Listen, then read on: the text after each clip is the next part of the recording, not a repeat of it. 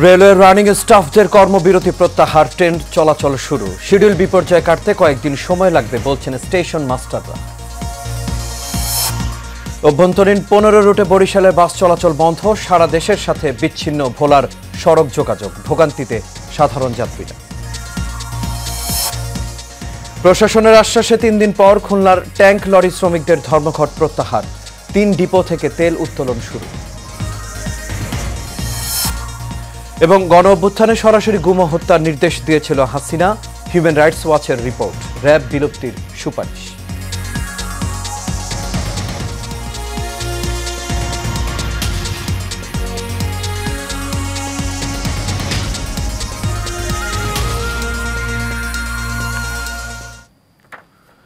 সবাইকে স্বাগত এশিয়ান নিউজে। দর্শক, পুরো সংবাদ জুড়ে আপনাদের সঙ্গে আছি আমি আনোয়ার রাজ। এতক্ষণ শুনছিলেন বিআরবি কেবল ইন্ডাস্ট্রিজ লিমিটেড সংবাদ শিরোনাম। এবার চলে যাচ্ছে পুরো খবরে। রেলওয়ের রানিং স্টাফদের ধর্মঘট প্রত্যাহারের ফলে সকাল থেকে সারা দেশে ট্রেন চলাচল শুরু হয়েছে। তবে শিডিউল বিপর্যয়ের কারণে ভোগান্তিতে পড়ছেন যাত্রীরা। সকাল থেকে দূরপাল্লার সঙ্গে কমিউটার ট্রেনের টিকিট বিক্রি করতে দেখা যায় রাজধানীর কমলাপুর রেলওয়ের স্টেশনে। পাশাপাশি রাজশাহীগামী ধূমকেতু এক্সপ্রেসের যাত্রার মাধ্যমে ট্রেন চলাচল শুরু হলেও শিডিউল বিপর্যয়ে পড়ে অন্যান্য ট্রেনগুলো। প্রতিনিধিদের তথ্য ও ছবিতে আরও জানাচ্ছেন সঞ্জিতা হক। রেলওয়ে রানিং স্টাফদের ধর্মঘট প্রত্যাহারের ফলে সকাল থেকেই সারা দেশে ট্রেন চলাচল শুরু হয়েছে। তবে শিডিউল বিপর্যয়ের কারণে ভোগান্তিতে পড়ছেন যাত্রীরা। বুধবার সকাল থেকে দূরপাল্লার সঙ্গে কমিউটার ট্রেনের টিকিট বিক্রি করতে দেখা যায় রাজধানীর কমলাপুর রেলওয়ে স্টেশনে।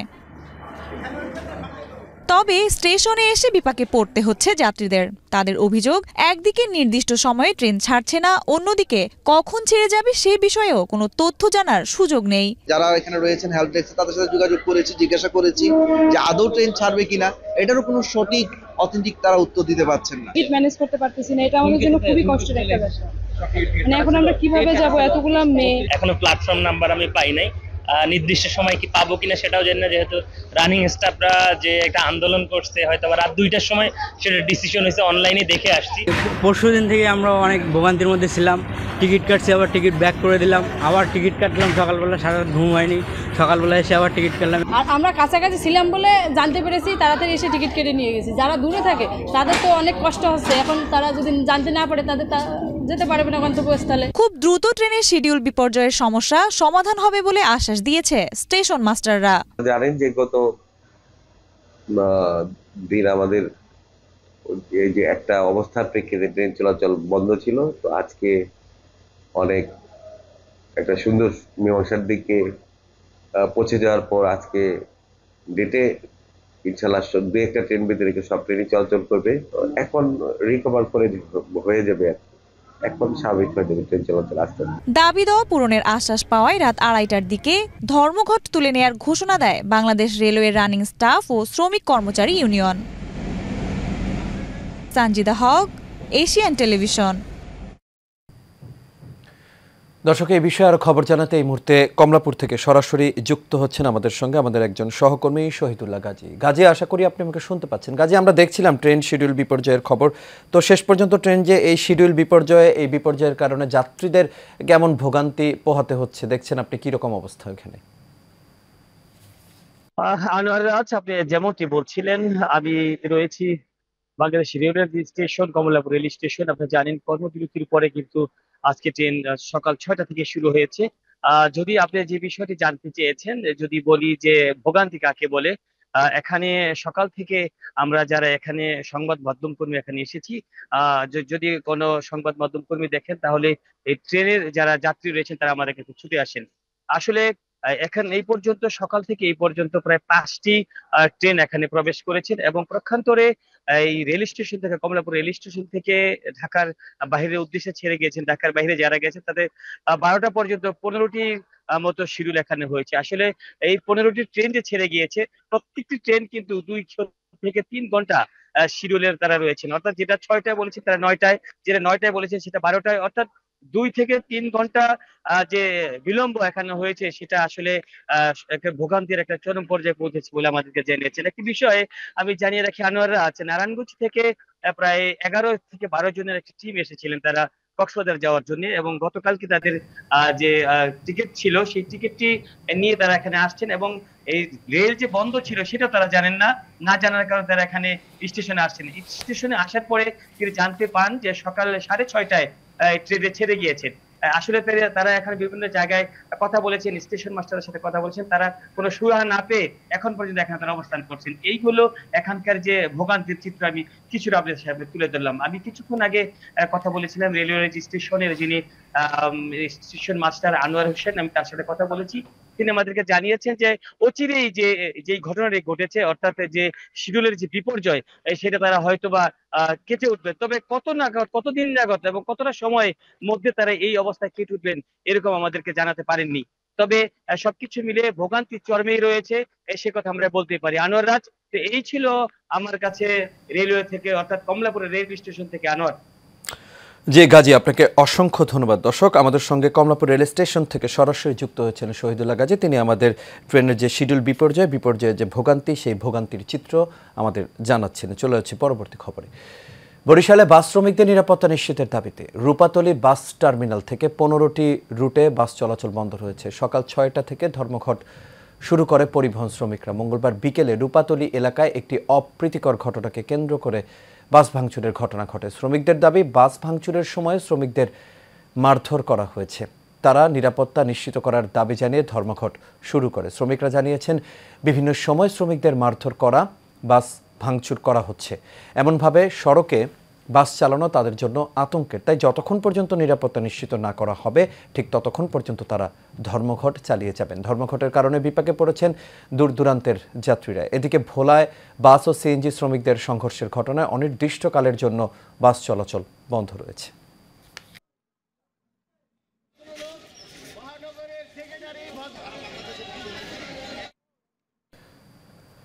এদিকে প্রশাসনের আশ্বাসে অবশেষে কর্মবিরতি স্থগিত করেছে খুলনা বিভাগীয় ট্যাঙ্ক লরি শ্রমিক ইউনিয়ন। সকাল 8টায় পদ্মা, মেঘনা ও যমুনা অয়েল ডিপো থেকে তেল উত্তোলন ও 16 জেলায় তেল সরবরাহ শুরু হয়েছে।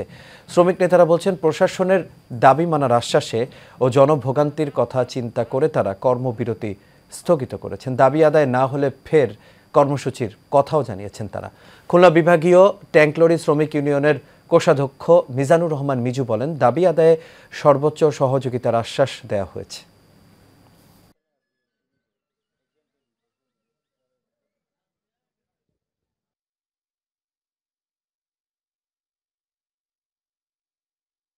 বিগত 3 দিন ধরে এনে বসাছিলাম, আমাকে সেক্রেটারি আলিয়াদ্দিন বাইরে ধরে নিয়ে গেছে তার মিথ্যা মামলার জন্য। তবে আজকে সকাল থেকে গাড়ি লোড শুরু হয়ে গেছে, অরিজিনাল লোড শুরু হয়েছে, কিছু গাড়ি বেরোও গেছে। প্রশাসনের পক্ষ থেকে একটা আশ্বাস পাইছি, আপাতত আমরা আমাদের এই কর্মসূচিটা। দর্শক, এই ট্যাগ লরি শ্রমিকদের ধর্মঘট প্রত্যাহারের আর খবর জানাতে এই মুহূর্তে খুলনা থেকে আমাদের সঙ্গে সরাসরি যুক্ত হচ্ছেন সহকর্মী বাবুল আক্তার। বাবুল, আশা করি আপনি আমাকে শুনতে পাচ্ছেন। বাবুল, আমরা দেখছিলাম ট্যাঙ্ক লরি শ্রমিকদের যে কর্মবিরতি, তো কর্মবিরতি প্রত্যাহারের সবশেষ কি তথ্য আছে আপনার কাছে, জানাবেন আমাদের। ধন্যবাদ রাজ। টানা 3 দিনে কিন্তু শ্রমিকদের যে আন্দোলন, সেই আন্দোলন কিন্তু আজকে স্থগিত করা হয়েছে। যেটা জানিয়েছেন শ্রমিক নেতারা, যে প্রশাসনের সাথে তাদের যে ফলপ্রসূ আলোচনা হয়েছে, তারা কিন্তু সেই আশ্বস্ত করেছেন তাদের, যে তাদের নেতাকে কিন্তু মুক্ত করবেন। সেই প্রতিশ্রুতিতে কিন্তু তারা আজকে ধর্মঘট এবং কর্মবিরতি এটা কিন্তু স্থগিত করেছেন। ভোর 6টার সময় কিন্তু শ্রমিক নেতারা তাদের কার্যনির্বাহী কমিটির সদস্যদের সাথে আলোচনা করে, শ্রমিকদের সাথে আলোচনা করে 7:30টার দিকে পদ্মা, মেঘনা, যমুনা তেল ডিপোতে এসেছেন, এবং সেখানে কিন্তু তারা ট্যাঙ্ক লরি ঢুকে 8টা থেকে কিন্তু ট্যাঙ্ক লরিতে তেল লোড করে বিভিন্ন জায়গায় চলে গেছে। অর্থাৎ খুলনার 10 জেলায় এবং বৃহত্তর ফরিদপুরের 5 জেলায় কিন্তু ট্যাঙ্ক লরিগুলো যা শুরু করেছে। রাজ, আপনাকে একটু জানিয়ে রাখি, এই মুহূর্তে আমার সাথে রয়েছেন শ্রমিক নেতা মীর মোকসেদ আলী। এখন তার সাথে কথা বলবো কি আলোচনা হয়েছে এবং সেই কি আলোচনার পরিপ্রেক্ষিতে তাদের এই কর্মবিরতি তারা স্থগিত ঘোষণা করেছে। সর্বশেষ আপনারা কোন প্রতিশ্রুতি এবং কাদের প্রতিশ্রুতিতে এই ধর্মঘট কি কর্মবিরতি স্থগিত করেছেন এবং আজকে পুনরায় ট্যাঙ্ক লরি চলাচল শুরু করেছে? বিষয়টা হচ্ছে যে আপনারা তো জানেনই যে 3 দিন ধরে আমরা অবরোধে আছি। আমাদের জেনারেল সেক্রেটারি আলিয়াজিম মিথ্যা মামলায় অ্যারেস্ট হয়েছে। তো প্রশাসনের ঊর্ধ্বতম কর্মকর্তারা আমাদেরকে আশ্বস্ত করেছিলেন যে আপনারা নিশ্চিন্তে থাকেন, আপনাদের লোক জামিন হয়ে যাবে। সেই আশ্বাসের প্রেক্ষিতে আমরা সকাল 6টা থেকে গাড়ি চালাই দিছি। ইতিমধ্যে আমরা একটা সুখবর পাইছি যে আমাদের সে আলিজিম তার জামিন হয়ে গেছে।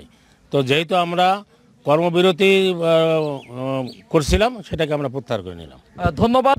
যেভাবে শুনছিলেন রাজ যে তাদের যে শ্রমিক নেতা তার কিন্তু এখন খুলনা আদালত থেকে কিন্তু জামিন মঞ্জুর হয়েছে এবং তিনি সন্ধ্যা নাগাদ এই শ্রমিকদের মাঝে আসবেন। এবং আজকে যে বিষয়টি আমরা তিনটি মালিক কর্তৃপক্ষের সাথে কথা বলেছি, তারা যে বিষয়টা জানিয়েছে আজকে কিন্তু এই 12:30 পর্যন্ত 150 ট্যাঙ্ক লরি কিন্তু লোড করে তাদের জ্বালানি তেল নিয়ে চলে গেছে এবং আজকে সারাদিনে প্রায় 350 থেকে 400 ট্যাঙ্ক লরি আনলোড করা হবে বলে তারা জানিয়েছেন। রাজ, এই ছিল আমার কাছে খুলনা ট্যাঙ্ক লরি কর্মবিরতির স্থগিতের সর্বশেষ খবর। জি বাবুল, আপনাকে অসংখ্য ধন্যবাদ। দর্শক, আমাদের সঙ্গে খুলনা থেকে যুক্ত হয়েছিলেন সহকর্মী বাবুল আক্তার। চলে যাচ্ছি পরবর্তী খবরে। ক্ষমতাচ্যুত প্রধানমন্ত্রী শেখ হাসিনা জুলাই আগস্টের গণ অভ্যুত্থানের সময় সরাসরি গুম ও হত্যার নির্দেশ দিয়েছিলেন, এমন অভিযোগ পেয়েছে আন্তর্জাতিক মানবাধিকার সংগঠন হিউম্যান রাইটস ওয়াচ।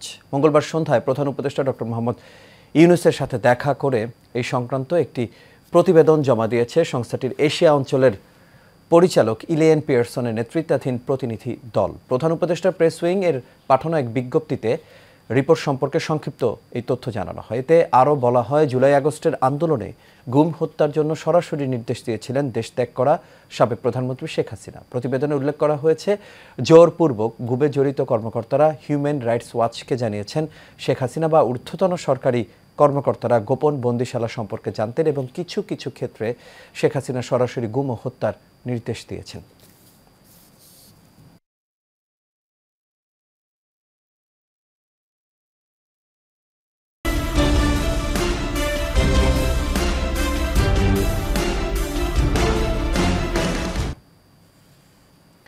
হবিগঞ্জের বানিয়াচং উপজেলার বড়োয়ান বিল ও নবীগঞ্জ উপজেলার বিজনা নদীতে আয়োজন করা হয়েছে গ্রাম বাংলার ঐতিহ্যবাহী পোলো বাইচ উৎসব। এতে অংশ নেয় হাজারো শৌখিন মাছ শিকারী। তারা বলছেন, নিষিদ্ধ চায়না জাল ব্যবহারের পাশাপাশি বিল আর জলাশয়ের আয়তন কমে যাওয়ায় মিলছে না কাঙ্ক্ষিত মাছ। প্রতিনিধি SM সুরুজালির তথ্য ছবিতে জানাচ্ছেন রাশেদ আকুন। কুয়াশাচ্ছন্ন শীতের সকাল, কারো হাতে পলো আবার কারো হাতে জাল। মাছ ধরার নানা উপকরণ নিয়ে হবিগঞ্জের বানিয়াচংয়ের বড়োয়ান বিল ও নবীগঞ্জের বজনা নদীর পারে এই অপেক্ষা শৌখিন মাছ শিকারীদের। আমরা এটা শখের সহিত আমরা ফলবা, এই যে হানির মাঝে আমি ফলবে, কত কষ্ট না, মাছ না হইলে আর গলা তোমরা মাছ না পাইলো, এটা হইলো শখের জিনিস। আর এক তো আমরা মুরব্বীরা ফলবাইস বাইয়া আইছে, আমরা মুরব্বীরার জিনিস, আমরা এই জিনিসটা ঐতিহ্য দূরে রাখবার লাগি আমরা এই ফলবাইসটা আমরা দে। অনেক মানুষ দূর দূরান্ত থেকে আসছে ফলবাইসের জন্য, অনেকে মাছ পাচ্ছে। দুই উপজেলায় কয়েক দশক ধরে চলে আসা এই পলো উৎসবে এবার অংশ নিয়েছেন হাজারো মাছ শিকারী। কারো হাতে রুই কাতলা, আবার কারো হাতে শোল টাকি, কেউ ফেরেননি খালি হাতে। ঠান্ডার ভিতরে ফলবাইয়া 3টে মাছ চাইছি, আল্লাহর রহমতে। যদি ঠান্ডা না হতো আরো মাছ চাইতাম। সবার সাথে মাছ মারাটা এগুলো সবচেয়ে বড় বিষয়, মাছ পাওয়া না পাওয়া হলে পরের কথা। তো আমি নামছি, নামার পরে 3টা মাছ পাইছি। আমরা বানিয়াচং থেকে আইছি, অনেক মাছ পাইছি, কেউ পাইছি না, তবে গোটার মাছ মানে খুব আমার আনন্দ লাগতেছে। 3টা মাছ পাইছি, আমার খুব ভালো লাগছে। ইনশাআল্লাহ আগামীতে আবার আমি এগুলো ফলো নিয়ে আইমু। আয়োজকরা জানান, হারিয়ে যেতে বসা ঐতিহ্য নতুন প্রজন্মের কাছে তুলে ধরতে প্রতি বছরই এই উৎসবের আয়োজন করেন তারা। আমরা এলাকার মেয়ে তারিখ করে ইদিনই ফলাবাইছি, এখন আমার অনুরোধ যেসুই বিল আনুক, আমরা এই ফলাবাইছে ঐতিহ্য মুরব্বীর ঐতিহ্যটা ধরে থাকতো আজীবনই। কত বড় মিল ফলো পাওয়া যায়, আমরা এই দরকার। বিল ও জলাশয়ে বিষ প্রয়োগে মা মাছ নিধন বন্ধের পাশাপাশি সরকারি বেসরকারি উদ্যোগে খালবিল খননের দাবি মাছ শিকারীদের। Rashed Akun, Asian television.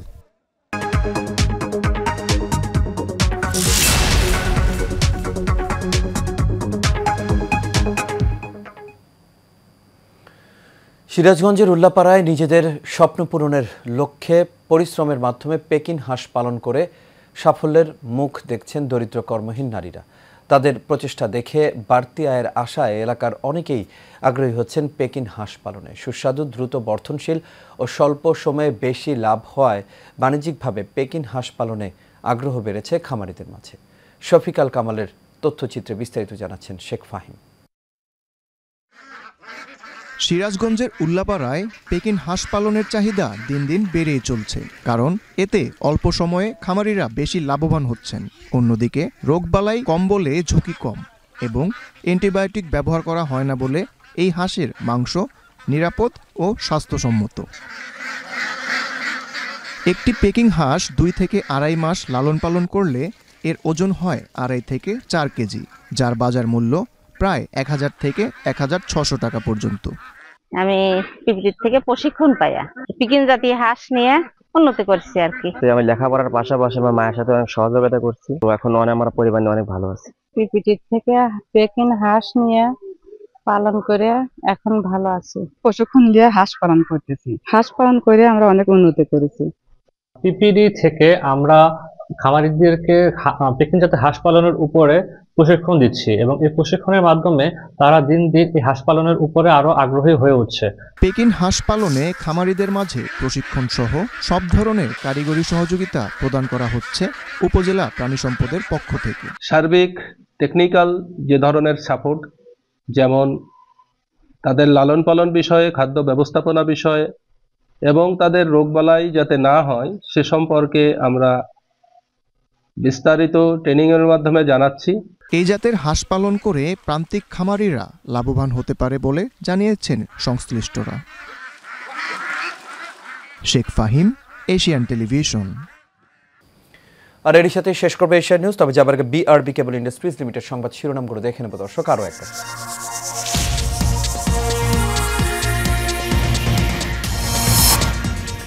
রেলওয়ের রানিং স্টাফদের কর্মবিরতি প্রত্যাহার, ট্রেন চলাচল শুরু। শিডিউল বিপর্যয় কাটাতে কয়েকদিন সময় লাগবে বলছেন স্টেশন মাস্টাররা। অভ্যন্তরীণ 15 রুটে বরিশালে বাস চলাচল বন্ধ, সারা দেশের সাথে বিচ্ছিন্ন ভোলার সড়ক যোগাযোগ, ভোগান্তিতে সাধারণ যাত্রীরা। প্রশাসনের আশ্বাসে 3 দিন পর খুলনার ট্যাঙ্ক লরি শ্রমিকদের ধর্মঘট প্রত্যাহার, 3 ডিপো থেকে তেল উত্তোলন শুরু। এবং গণ অভ্যুত্থানে সরাসরি গোমো হত্যার নির্দেশ দিয়েছিল হাসিনা, হিউম্যান রাইটস ওয়াচের রিপোর্ট, র‍্যাব বিলুপ্তির সুপারিশ।